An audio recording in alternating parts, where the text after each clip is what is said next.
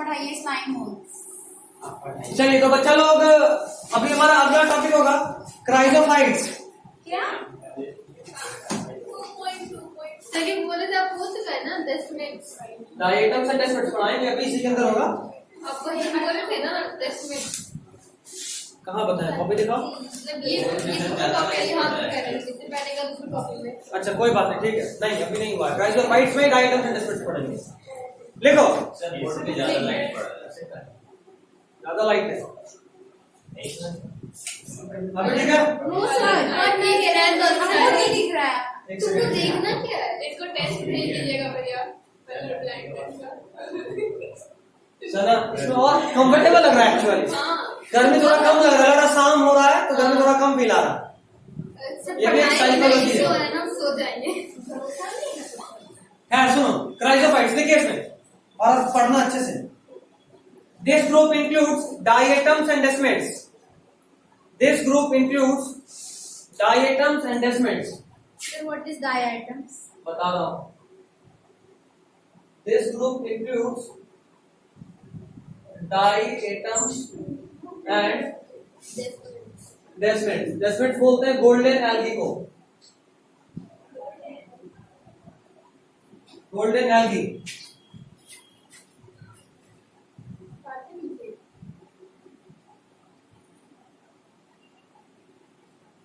ठीक है। Diatoms and desmids. Desmids बोलते हैं गोल्डन एल्गी को। अगला पॉइंट लिखिए। अब एक काम करो ये तो लिख लिए एक सबहेडिंग बनाकर डायटम्स एंड डेसिमेट्स लिख दो ताकि तुमको ये कंफ्यूजन ना रहे कि क्राइजोफाइट्स और डायटम्स एंड डेसिमेट्स अलग अलग चीज है। सबहेडिंग बनाओ डायटम्स एंड डेसिमेट्स लिख लो। दोनों के लिए कॉमन ही बता रहा हूं।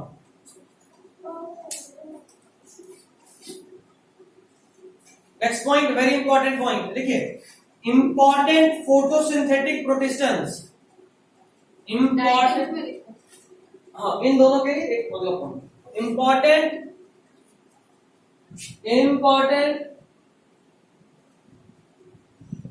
फोटोसिंथेटिक नहीं दिख रहा पीछे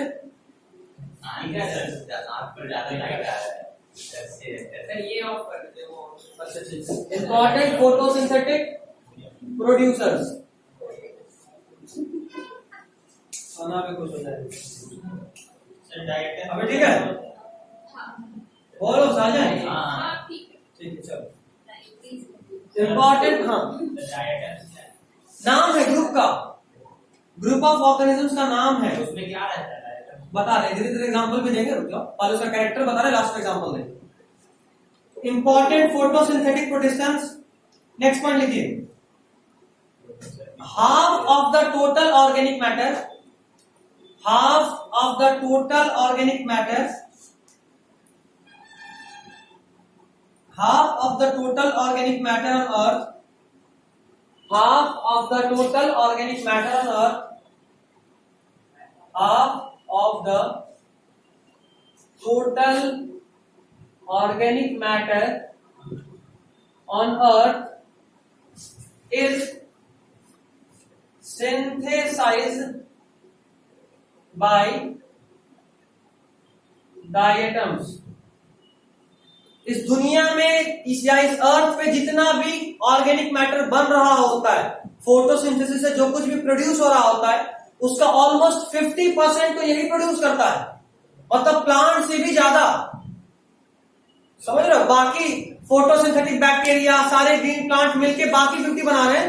एक आधा 50 को अकेला ये सिर्फ डायटम्स एंड डेसिमेट्स ही बना रहा होता है। मतलब सबसे अधिक ऑर्गेनिक मैटर प्रोड्यूस करने में रोल किसका है। अगला पॉइंट लिखो या इसी में लिख लो तो और अच्छा रहेगा। So also called chief producers of the ocean. So also called chief producers of ocean. Chief producers of oceans. समुद्र में जो चीफ प्रोड्यूसर है वो कौन है। डायटम्स एंड डेसिमेट्स है। सना आप ही हेल्प वाला मत करो। बायोलॉजी में सब कोई काम नहीं। तो घर पे भी मत पढ़ो, हम तो ये बोलेंगे। हाँ, डायग्राम वायग्राम देखने के लिए उसको यूज कर सकते हो रेफरेंस के लिए, बट बायोलॉजी में थोड़ा भी एक्स्ट्रा पढ़ना इस बेवकूफी, और एक हद तक एक्स्ट्रा तो हम खुद ही पढ़ा रहे हैं, हाँ। है ना। उससे गलती भी कर से मत देखो, लास्ट का पेपर देखो, अगर नहीं बनता है फिर तुम वहां से देखो। लास्ट 2 साल में 4 बार नीट हुआ है, पिछला 4 नीट का पेपर देख लो बायोलॉजी का, और उससे अंदाज लग जाएगा कि जो हम कर रहे हैं वो भी बहुत एक्स्ट्रा है, थोड़ा मुझे बहुत एक्स्ट्रा है। एनसीईआरटी से का कोई काम नहीं अभी के रिसेंट ट्रेंड में, और हमको ट्रेंड ही फॉलो करना है नीट के लिए, ट्रेंड ही फॉलो करना है। एक्स्ट्रा पढ़ के क्या करेंगे हम? कल एक फ्रेंड से बात करें तो यही बोले कि हम लोग जितना पढ़े थे अपने टाइम में नीट के लिए, उतना अभी हमको एमएससी में पढ़ना पड़ रहा है, और अभी अफसोस होता है कि उसको कितना क्यों पढ़े थे, उसी वजह से नीट नहीं निकला। नीट के 1 दिन पहले हम लोग पूरा पोथी पढ़ रहे थे, आता था खाली एनसीईआरटी से, तो क्या फायदा, बुड़बकी बने, सारा कुछ याद ही नहीं रहता था। सर एक्स्ट्रा से इंसान गलती से बाहर से बायोलॉजी में ही पढ़ सकता है, फिजिक्स नहीं, फिजिक्स केमिस्ट्री में थोड़ा थोड़ा आता है एक्स्ट्रा, तो वहां पढ़ना मजबूरी है। फिजिक्स केमिस्ट्री में तो बहुत कुछ आता है हाँ, बाहर से, बिल्कुल आएगा। और उसी में नहीं मन करता है कि हम बाहर से पढ़े। तो कोई बात नहीं, हम जो भी, अगर हम फिजिक्स लिए तो हम तुमको एलन का पैकेज ही बनवाएंगे। हाँ सर प्लीज आप फिजिक्स ले लीजिए। अगर हम लिए तो मेरा भाई स्टैंडर्ड में हम चलते हैं कि नहीं, इतना होना चाहिए कि कोई भी पैकेज बन जाए, और एमसीक्यू पे फोकस करना है, बार बार बोल रहा हूँ सब में। थ्योरी से तो अब तो बोर्ड में भी उतना थ्योरी का इंपॉर्टेंस घटा दिया, तो अभी क्या फायदा थ्योरी पे चलने का? बोर्ड में सिर्फ थ्योरी, तो सिर्फ एक ही टर्म है ना थ्योरी रहा, बाकी तो एमसीक्यू कर दिया एक टर्म। सर डायरेक्ट चलो डायरेक्ट अगला point, next is sewage pollution indicator. क्या सर? सीवेज पॉल्यूशन इंडिकेटर मतलब जहां पे भी पानी में गंदगी होगा, जहां पे भी पानी में गंदगी होगा वहां पे ग्रो नहीं करेगा, जहां पे भी गंदगी होगा वहां डायटम्स ग्रो नहीं करेगा, ठीक है। नेक्स्ट पॉइंट, नॉन फ्लैजिलेट, इनमें फ्लैजिला नहीं होता, नॉन फ्लैजिलेट, इनमें फ्लैजिला नहीं होता। अच्छा एक बात बताओ, अगर मेरे पास हाथ पैर नहीं होगा तो क्या हम चल फिर सकते हैं? नहीं। तो ये डाई एटम्स भी नॉन फ्लैजिलेट होता है, फ्लैजिला के बेसिस पे मूवमेंट होता था, याद है? तो अगर इसमें फ्लैजिला नहीं तो क्या ये मूव कर पाएगा खुद से? नहीं। तो ये पैसिवली पानी की धार के साथ साथ बहता रहता है, पानी का धार इधर है तो ये भी इधर गया, पानी का धार उधर है तो ये भी उधर गया, समझ रहे बात? इन अपने से इनका मूवमेंट नहीं होता, तो ये नॉन फ्लैजिलेट है, non flagellate. Float passively in water, floats passively मतलब धार के साथ बस बह रहे हैं, फ्लोट पैसिवली इन वाटर, ठीक है। पानी के ऊपर वो नहीं, वो डायटम से तो एल्गी, खैर यहाँ तक ठीक है, कोई दिक्कत? Next point, silicified cell wall, silicified cell wall present, spelling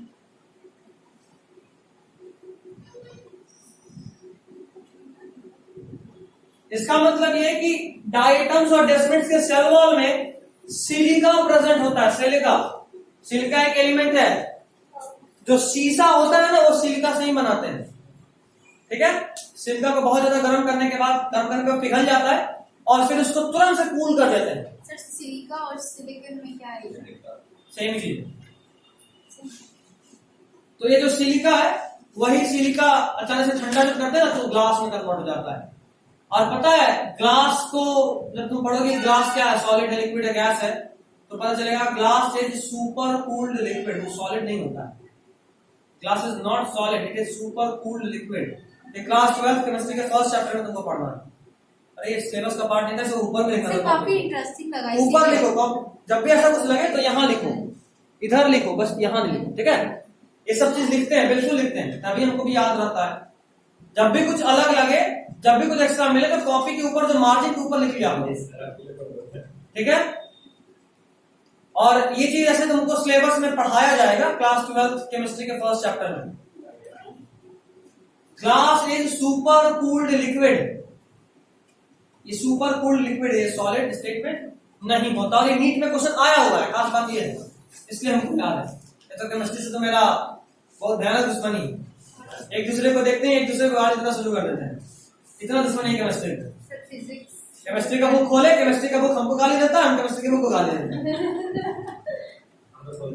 अच्छा, लड़ाई अहिंसक बात, लड़ाई झगड़ा से दूर रखते हो। खैर चलो यहाँ तक ठीक है। सिल्किफाइड सेल वॉल समझ गए, मतलब क्या, cell wall is silica is present in the cell wall, तो शॉर्टकट में लिख दिया और समझा दिया। अगला पॉइंट या इसी में आगे कंटिन्यू कर सकते हो। Cell wall is called फ्रूसेल।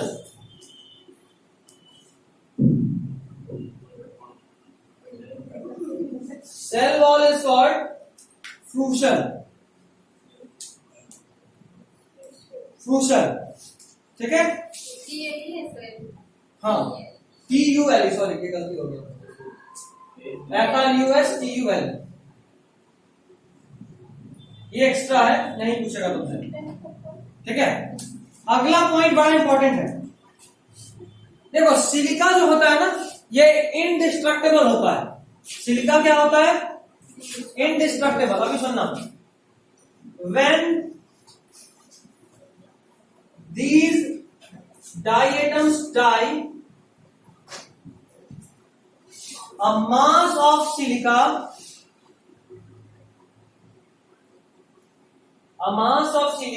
is accumulated.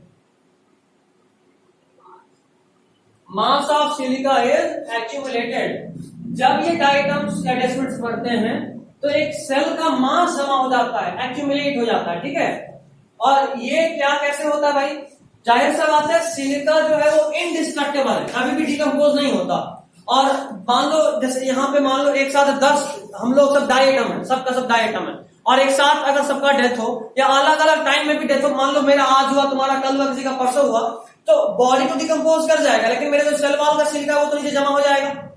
और जमा होते होते जहां पे हम रहते हैं, ये जो हमारा एरिया, नीचे में एक सिलिका का मास जमा हो जाएगा, इसको बोलते हैं डायएटमेशियस अर्थ। इसको वर्ड्स में लिखवाता हूं, कहां तक लिखे? Gets accumulated. इसी में आगे कंटिन्यू कीजिए। Called डायएटोमाइट,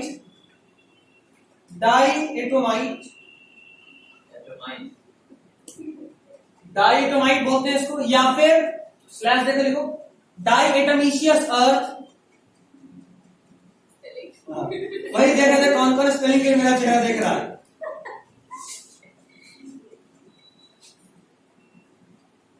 डायएटमेशियस earth,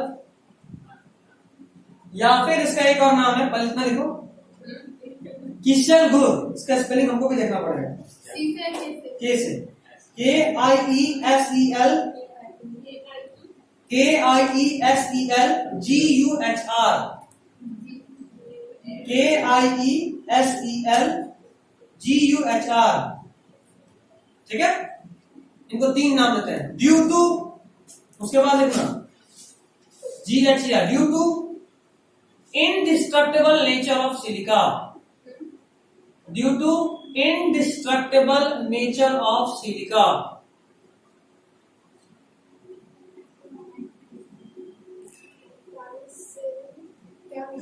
due to indestructible nature of silica, ठीक है यहाँ तक? चलिए, due to indestructible nature of silica. Next point, due to being gritty in nature. Gritty मतलब खुरदुरा, बीइंग, हाँ खुरदुरा, रुखड़ा। बीइंग ग्रीटी इन नेचर, मेरा हिंदी कुछ ज्यादा ही अच्छा है। क्या वापस बोलो? नहीं, बीइंग, सिर्फ बीइंग ग्रीटी इन नेचर, नहीं यही एनसीईआरटी का लाइन है। बीइंग, एनसीईआरटी का लाइन में कोई चेंज नहीं होगा, याद रखना। Being gritty in nature, it is used in filtration of oil and syrups. It is used in filtration of oil and syrup. It is used in filtration of oil and syrup. हो गया? चलिए next point, cell wall consist of, ये भी बड़ा important point है, भले NCERT में शायद नहीं है, या है भी तो इनडायरेक्ट नाम में दिया हुआ है। देखो, cell wall consist of 2 thin overlapping cells, 2 thin overlapping cell, ऐसा 2 thin overlapping cell, C double L cell नहीं है, इसलिए स्पेलिंग लिखा हूं। 2 थिन, हाँ cell, S H E double L cell, नहीं वो वाला सी डबल एल सेल नहीं है। 2 थिन ओवरलैपिंग, अबे देख इसमें लिख दिया हाँ, 2 thin overlapping cell called epitheca and hypotheca, called epitheca and hypotheca. ये सिंपल स्पेलिंग है यार, मेरा शक्ल मत देखो। EPTHIC, epitheca and hypotheca. अच्छा, पियर्स कौन कौन यूज किया है? पियर्स, साबुन। अगर पियर्स कभी खरीदोगे तो डब्बा में कई बार आता है, एक डब्बा उसके ऊपर एक और डब्बा, बहुत जल्दी खत्म हो जाता है। जो भी हो। कहने का मतलब ये कि अच्छा सुन, पहले बात सुन ले, अभी हम लोग साबुन थोड़ा ना बेचने वाले हैं। सुन पहले बात, हमको उसके डब्बा से काम है। उसका डब्बा देखिए कैसा होता है, एक नीचे में उसके ऊपर में एक कवर होता है। इसका सेल वॉल भी ऐसा ही होता है, जो कि एक दूसरे के ऊपर, एक का नाम इपिथीका, एक का नाम हाइपोथीका, और एक दूसरे पे सोप बॉक्स, साबुनदानी की तरह, ये सिर्फ ऐसा खुला वाला साबुनदानी नहीं, बंद वाला जो ढक्कन वाला होता है, तो सोप बॉक्स की तरह एक दूसरे पे फिट होता है। हमको लगा सर प्रीमियम फील कराने के लिए होता है। अच्छा नहीं, आगे सुनिए। एक्चुअली हाँ नहीं, क्या हाँ नहीं बोलेंगे, वो दिखा रहा है भाई कि हाँ बहुत प्रीमियम क्वालिटी का साबुन है, बट एक से एक साबुन है सर, पार्क एवेन्यू ये वो जैसे बहुत सारा। पैसा खर्च करना है तो बहुत अच्छा अच्छा साबुन है, पैसा नहीं खर्च करना है तो ये भी देखिए गांव में गंगा के किनारे गंगा जी का मिट्टी लगा के भी लोग साफ नहाता है। और हम ये भी देखे हैं या सुने भी हैं, अपने एक्सपीरियंस से तो कभी नहीं किया, लेकिन बहुत गांव में सुने हैं कि गंगा का जो बालू होता है, अगर उस बालू से तुम एक बार अपना बाल साफ किए, तुम्हें डैंड्रफ बहुत दिन तक नहीं आने वाला है। जो है वो भी मर जाएगा, जो है वो भी मर जाएगा। डैंड्रफ कैसे आता है पता है? डैंड्रफ तुम्हारे बाल के ऊपर फंगल इन्फेक्शन है, डैंड्रफ फंगस का नाम है, और बॉडी में सोडियम का इंटेक, और जो तुम्हारे बॉडी में जो उजला उजला दिखता है एक्चुअली वो डैंड्रफ नहीं होता है। डैंड्रफ तुम्हारे बाल से न्यूट्रिशन लेता है, और हेड के अपर लेयर से सारा न्यूट्रिशन ले लिया तो वहां का स्किन डेड होता है, और वो स्किन जब डेड होता है तो टूट टूट कर बाहर निकलता है, और वही डैंड्रफ कहता है। अभी तुम इसमें बालू रगड़ोगे तो सिर का तो कचुम्बर बन जाएगा। अभी सिर का कचुम्बर बनेगा तो क्या जो डैंड्रफ है वो बचेगा? जो भी डेड स्किन था वो तो रगड़ा रगड़ा के साफ हो गया, तो बचेगा डैंड्रफ? नहीं बचेगा। इसके बाद बाल झाड़ना भी होता है।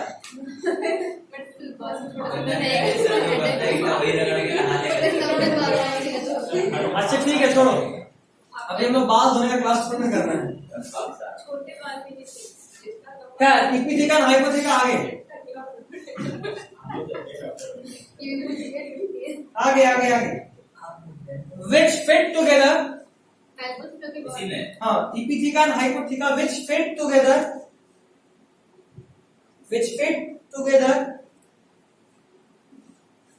as in a soap box, which fit together as in a soap box, as in a soap box, जैसे साबुनदानी फिट होता है वैसे फिट होता है।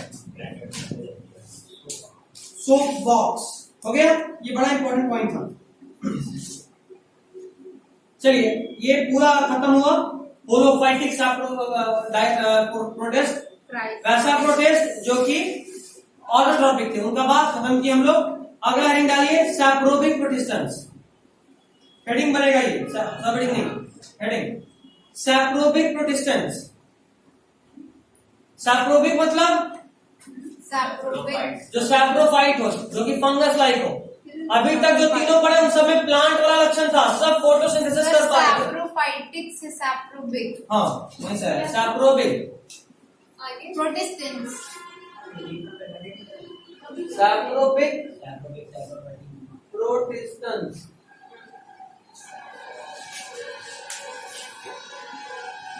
ठीक है, इसमें सबड़ी बनाइए slime mould. Slime mould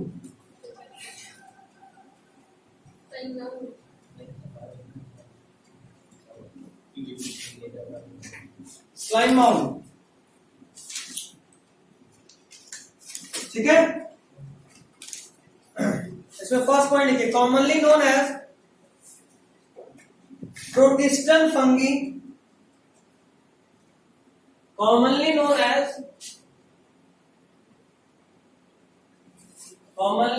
as protistan fungi और कंज्यूमर डिकम्पोजर प्रोटिस्ट, दो नाम है इसका।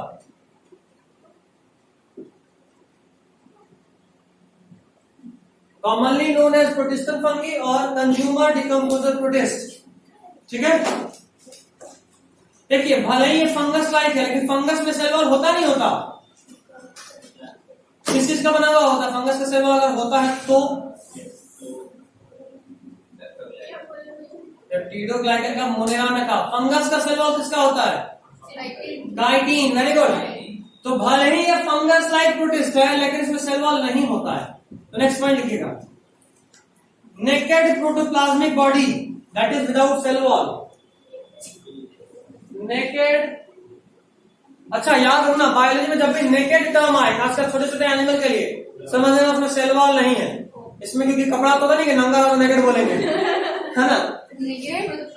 Naked cell body, protoplasmic cell same है। देखो चलो प्रोटोप्लाज्मिक लिखो ना, नेकेड प्रोटोप्लाज्मिक बॉडी ब्रैकेट में विदाउट सेल वॉल। अभी ठीक है। नेक्स्ट पॉइंट,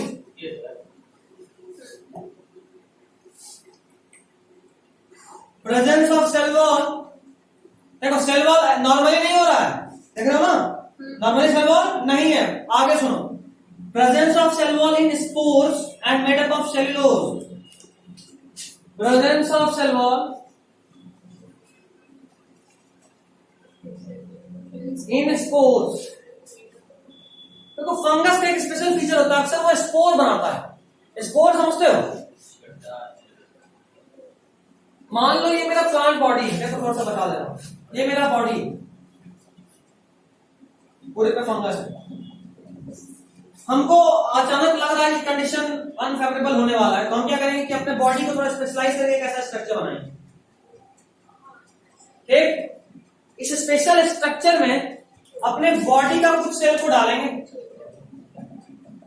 ये मेरे ही बॉडी का सेल है, अलग सेल नहीं है। और उसके बाद इसको एक स्पेशल कवरिंग से कवर करेंगे ऐसा, और ये एक्सट्रीमली रेजिस्टेंट होना चाहिए।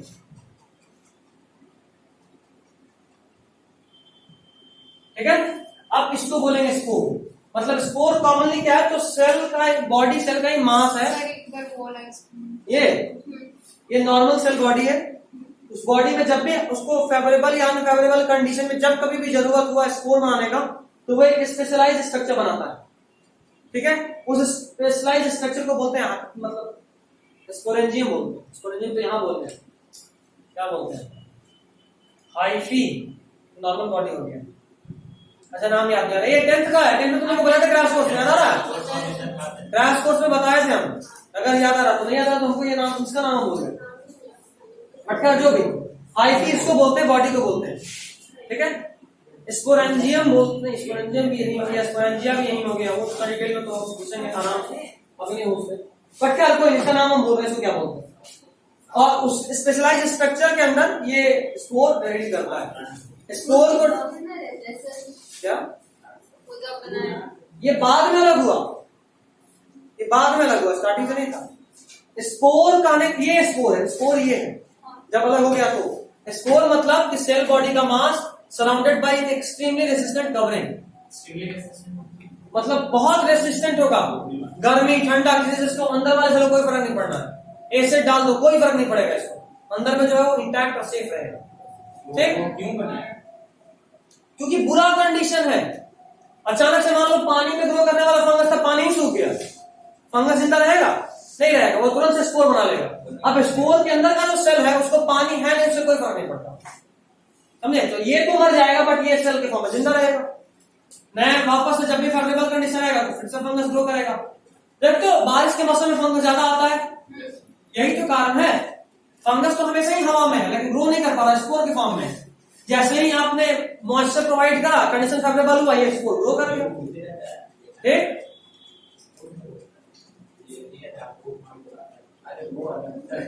स्पोर को थोड़ा और डिटेल में बताऊंगा अगले क्लास में। अगले क्लास में जब फंगस स्टार्ट करेंगे तो स्पोर ही सब बताएंगे। चलिए कहां से लिखे थे? Presence of cell wall in spores है। भैया को बुद्धि का क्वेश्चन है। बोलो। अगर वो फंगस मुंह में ग्रो कर दिया तो करता है ग्रो।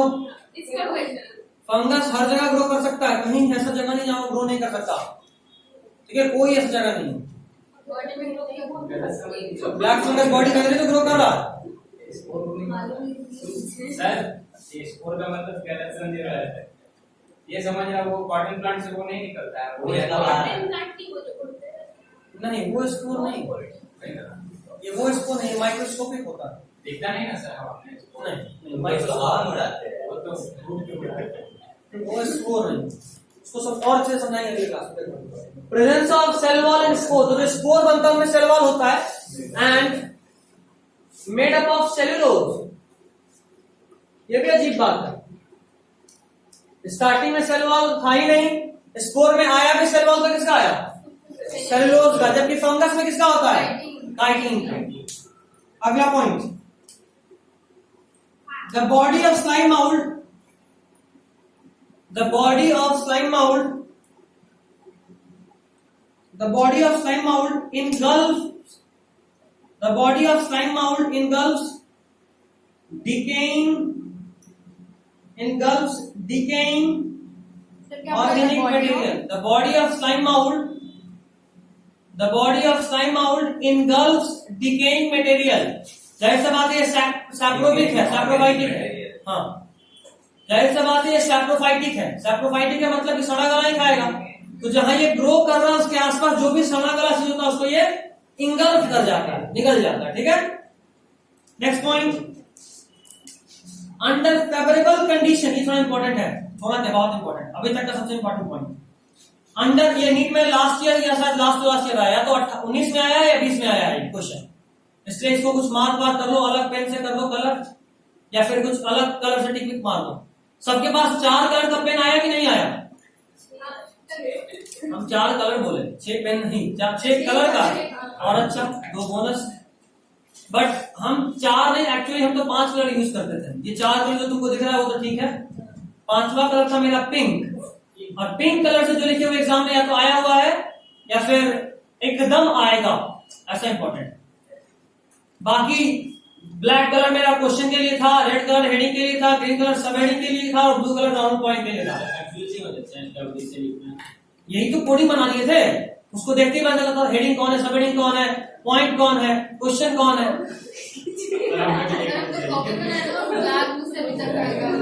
नहीं, और कलर चाहिए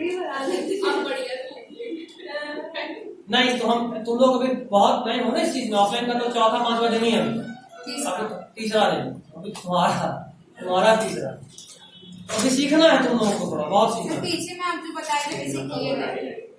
ठीक है, अगर मान लो अभी तक तुम एक कलर से लिखे हुए हो ना, तो रिवाइज करते वक्त अंडरलाइन ये सब अलग अलग कलर से कर लेना।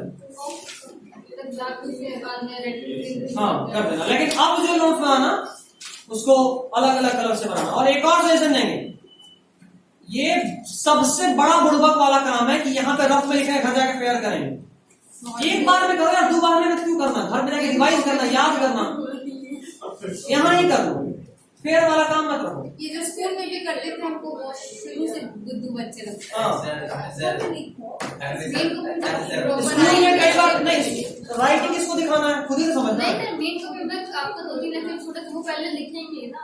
तो ये दिक्कत है, तो उसको फटाफट से बराबर पहुंचो, या एक नया कॉपी बना लो, फटाफट से करो। ठीक है, खैर अगला पॉइंट लिखिए, क्या लिखे थे? Under favourable condition they form aggregation, एक साथ जमा हो जाता है। Under favourable condition they form aggregation called Plasmodium. यही पूछा था कि स्लाइम माउल्ड के एग्रीगेशन को क्या बोलते हैं? Aggregation called Plasmodium. जबकि प्लाज्मोडियम एक और ऑर्गेनिज्म का नाम है, मलेरिया कॉज जो करता है वो भी प्लाज्मोडियम है, और वो भी प्रोटिस्ट है, वो भी प्रोटिस्टा का ही मेंबर है, लेकिन वो ये वाला प्रोटिस्ट नहीं है। इसके बाद कौन सा बचा है? प्रोटोजोन्स में आता है। हाँ, वो प्रोटोजोन्स में आता है, तो वो दूसरा हो गया, और ये प्लाज्मोडियम अलग है, याद रखना। इसी को आगे कंटिन्यू कर लो, कॉमा देकर, which may grow and spread up to several feet, कई फीट का हो सकता है, which may grow and spread up to several feet.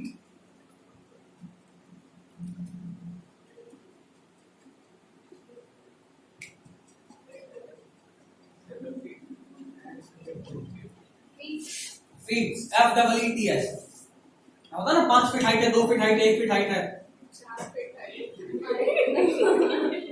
मतलब कहने का मतलब है कि हाइट वो वाला फिट है, ये पैर वाला फिट नहीं। अगला पॉइंट, ये भी इंपॉर्टेंट है, during favourable condition the Plasmodium, अच्छा हाँ देखो नाम याद आएगा, उसको बोलते हैं फ्रूटिंग बॉडीज। अब यार जो लंबा से स्पोर बनाए थे उसका नाम था फ्रूटिंग बॉडी, नहीं उसके नीचे ये पूरा फ्रूटिंग बॉडी, ये पूरा फ्रूटिंग बॉडी।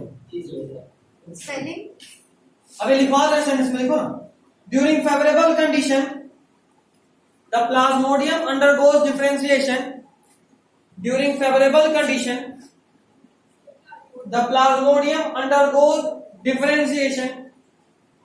खास बात देखो, पहले भी बताए थे 10th में क्रैश कोर्स में, जब कंडीशन फेवरेबल होता है तब कोई भी ऑर्गेनिज्म कौन सा रिप्रोडक्शन प्रेफर करता है, सेक्सुअल या एसेक्सुअल? एसेक्सुअल। और जब कंडीशन अनफेवरेबल होता है तब सेक्सुअल। तो spore formation asexual mode of reproduction है, तो स्लाइम माउल्ड इसको कब प्रेफर करेगा? जब कंडीशन फेवरेबल हो, क्योंकि अनफेवरेबल में उसको चेंज चाहिए जो कि सेक्सुअल रिप्रोडक्शन से ही आ सकता है। ठीक है, तो कहां तक लिखे थे? undergoes differentiation to form fruiting bodies. Plasmodium undergoes differentiation during unfavorable conditions. The plasmodium undergoes differentiation to form fruiting bodies.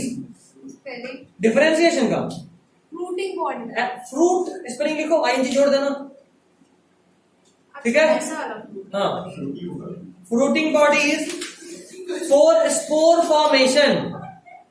Differentiation का मतलब क्या होता है? कैलकुलस वाला. स्पेशलाइज होना, हाँ. अंडरलाइन करके लिख लो। डिफरेंशिएशन का मतलब क्या होता है? स्पेशलाइजेशन। तो during unfavourable condition the Plasmodium undergoes differentiation to form fruiting bodies for spore formation, at the tip of fruiting bodies, at the tip of fruiting bodies। अभी जो डायग्राम मैंने देखे भी थे उसके टिप पे स्पोर बन रहा था, at the tip of fruiting bodies।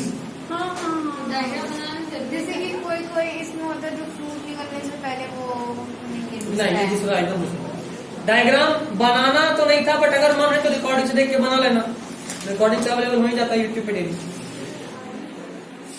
Last 2 lecture में तो कितना मजा आया हुआ तुम लोगों को, 15 मिनट 20 मिनट लास्ट है एकदम पार्टी। 2 घंटे ऑलमोस्ट बैठे और 5 मिनट 15-20 मिनट बस पढ़ते गए। आज तो कम से कम जो हुआ है काम का बात हुआ है, और उसके बाद तो पढ़े।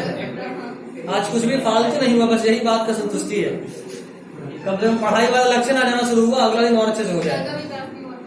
अगला point, spores are extremely resistant, spores are extremely resistant and survive for many years. Spores are extremely resistant and survive for many years. Spores are extremely resistant and survive for many years. Spores are extremely resistant and survive for many years. Full stop देकर आगे continue कर लो। They are dispersed by air current. एक जगह से दूसरी जगह पे कैसे जाता है? हवा के through. They are dispersed by air current. Dispose, हाँ, डिस्पर्स मैं लिख रहा हूँ, Dispersed by disperse by different air air current, currents. हवा के थ्रू। air dispersion. देखिए अभी तक कोई दिक्कत नहीं? चलिए एग्जाम्पल लिखिए, फाइसेरम PHYSARUM, PHYSARUM, फाइसेरम। एक और example, physarella PHYSARELLA, physarella. Next point, next example है फ्यूलिगो, FULIGO, फ्यूलिगो हो गया, Yes, sir. FULIGO, फ्यूलिगो। और आखिरी लिखो डिक्टेयोस्टीरियम, DICTYO, STELIUM,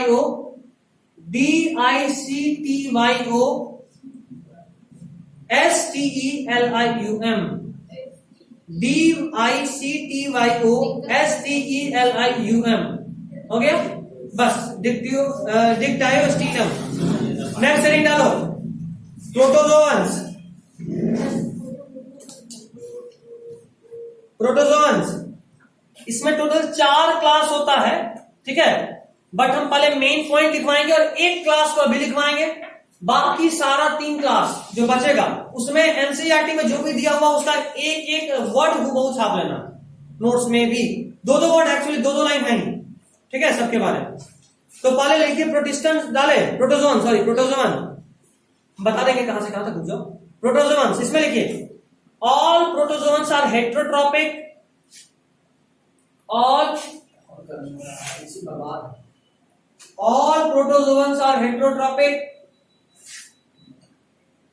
all protozoans are heterotropic, and live as predator or parasite, and live as मतलब जिंदा रहते हैं, live as predator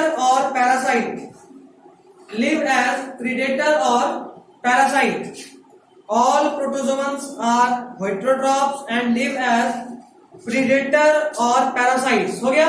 Yes, sir. Next point, they are believed to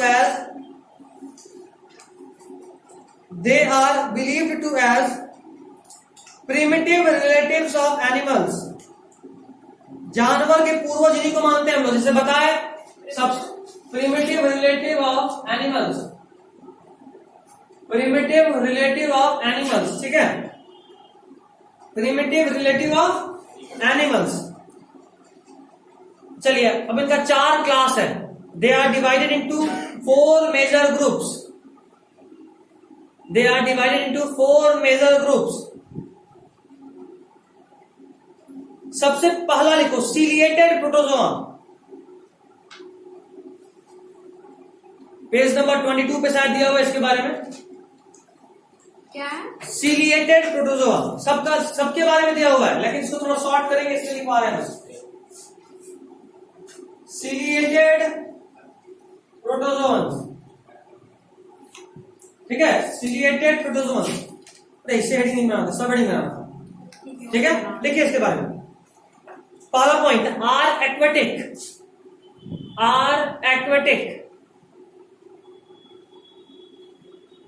next point, actively moving, are aquatic, ciliated protozoans के लिए first point are aquatic. Next point,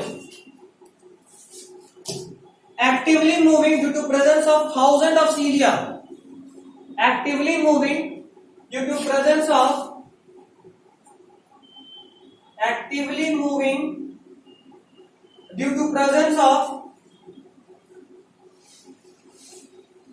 1000 of cilia,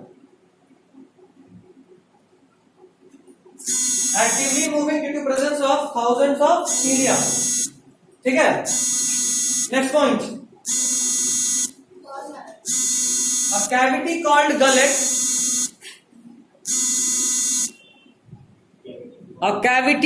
gullet, थोड़ा fast लिखना, a cavity called gullet, हाँ GULLET, बताए भी थे gullet किसको बोलते हैं, गलेट जहां से खाना निकलते हो, हमारे में भी है ना, ग्लॉटिस जहां से हवा जाता है अंदर, और गलेट जहां से खाना निकल आता है। ठीक है, फूड पाइप का opening is called gullet, wind pipe का opening is called glottis. Glottis को कवर करता था इपीग्लॉटिस, याद आ रहा है? हाँ, तो a cavity called gullet present, a cavity called gullet present, एक कैविटी है जिसका नाम गलेट है जो कि प्रेजेंट होता है, which opens outside the cell, which opens outside the cell, जल्दी जल्दी लिखो, which opens outside the cell, a cavity called gullet present which opens outside the cell।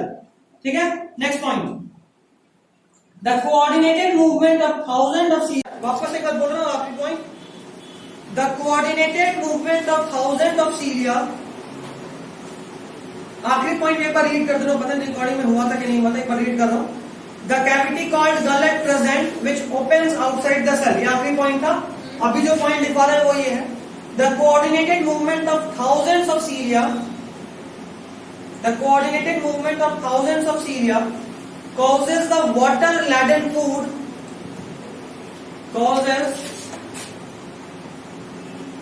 the water laden,